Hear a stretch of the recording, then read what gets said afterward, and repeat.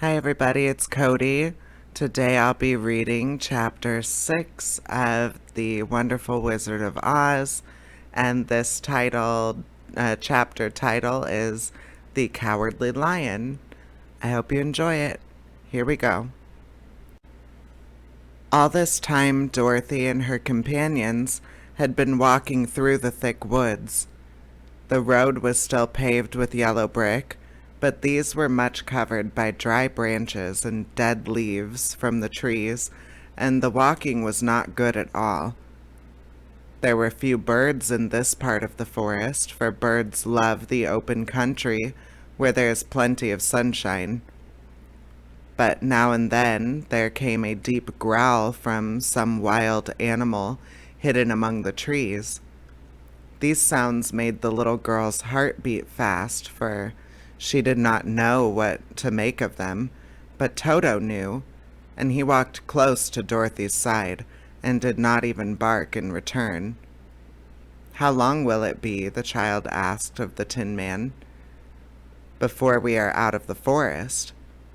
"I cannot tell," was the answer, "for I have never been to the Emerald City, but my father went there once when I was a boy, and he told it was a long journey through a dangerous country. Although nearer to the city where Oz dwells, the country is beautiful. But I am not afraid so long as I have my oil can, and nothing can hurt the Scarecrow, while you bear upon your forehead the mark of the Good Witch's kiss, and that will protect you from harm." "But Toto," said the girl anxiously, "what will protect him?" "We must protect him ourselves, if he is in any danger," replied the Tin Woodman. Just as he spoke, there came from the forest a terrible roar, and the next moment a great lion bounded into the road. With one blow of his paw, he sent the Scarecrow spinning over and over to the edge of the road, and then he struck at the Tin Woodman with his sharp claws.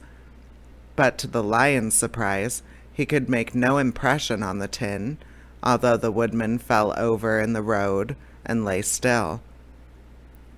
Little Toto, now that he had an enemy to face, ran barking toward the lion, and the great beast had opened its mouth as to bite the dog, when Dorothy, fearing Toto would be killed, and heedless of danger, rushed forward and slapped the lion upon his nose as hard as she could, while she cried out, "Don't you dare to bite Toto.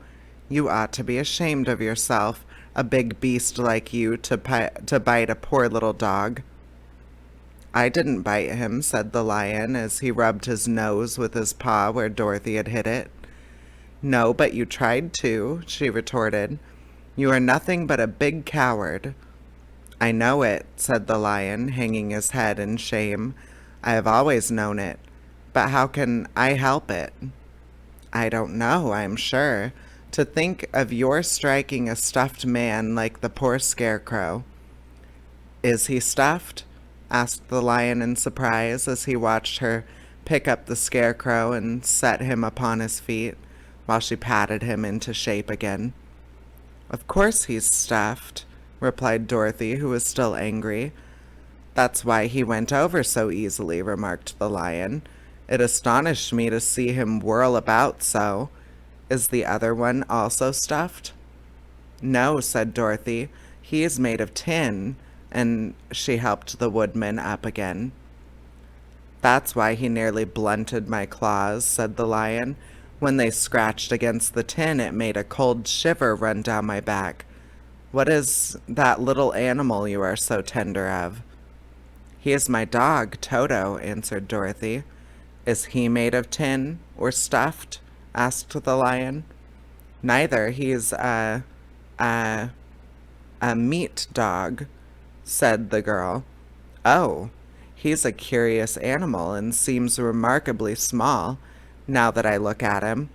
No one would think of biting such a little thing, except a coward like me," continued the lion sadly. "What makes you a coward?" asked Dorothy, looking at the great beast in wonder, for he was as big as a small horse. "It's a mystery," replied the lion. I suppose I was born that way. All the other animals in the forest naturally expect me to be brave, for the lion is everywhere thought to be the king of the beasts. I learned that if I roared very loudly, every living thing was frightened and got out of my way. Whenever I've met a man, I've been awfully scared, but I just roared at him, and he has always run away as fast as he could. If the elephants and the tigers and the bears had ever tried to fight me, I should have run myself. I'm such a coward. But just as soon as they hear me roar, they all try to get away from me, and of course, I let them go. But that isn't right. The king of beasts shouldn't be a coward, said the scarecrow. I know it, returned the lion, wiping a tear from his eye with the tip of his tail. It is my great sorrow, and makes my life very unhappy.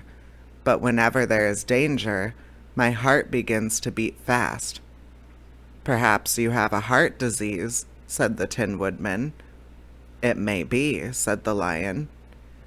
If you have, continued the Tin Woodman, you ought to be glad, for it proves you have a heart. For my part, I have no heart, so I cannot have heart disease.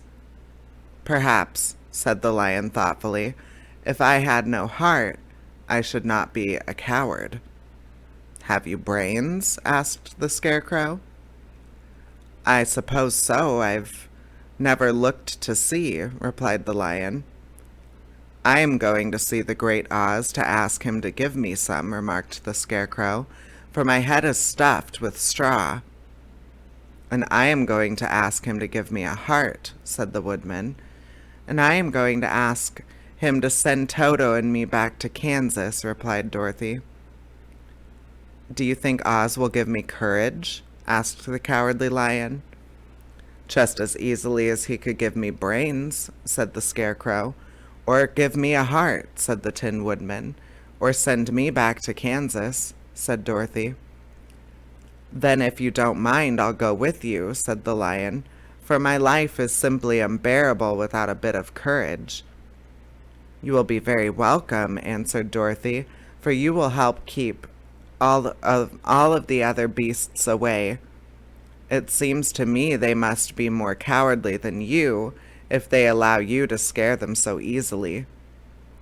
They really are, said the lion, but that doesn't make me any braver, and as long as I know myself to be a coward, I shall be unhappy. So once more the little company set off upon the journey, the lion walking with stately strides at Dorothy's side. Toto did not approve of this new comrade at first, for he could not forget how nearly he had been crushed between the lion's great jaws.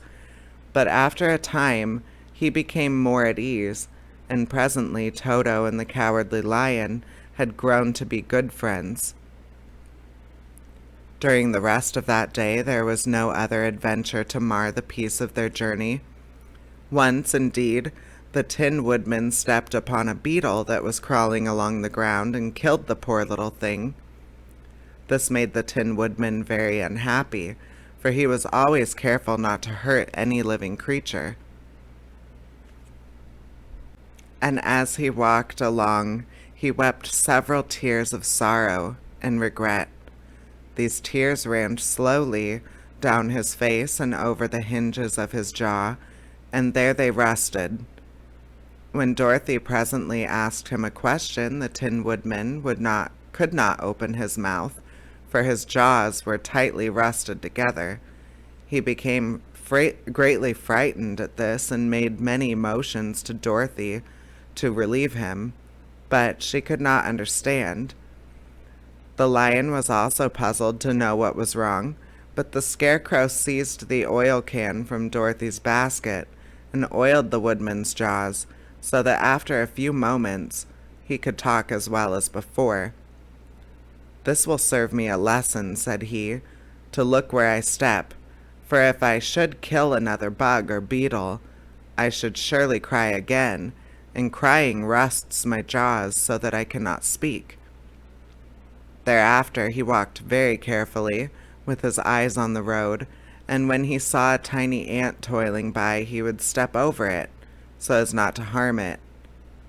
The Tin Woodman knew very well he had no heart, and therefore he took great care never to be cruel or unkind to anything.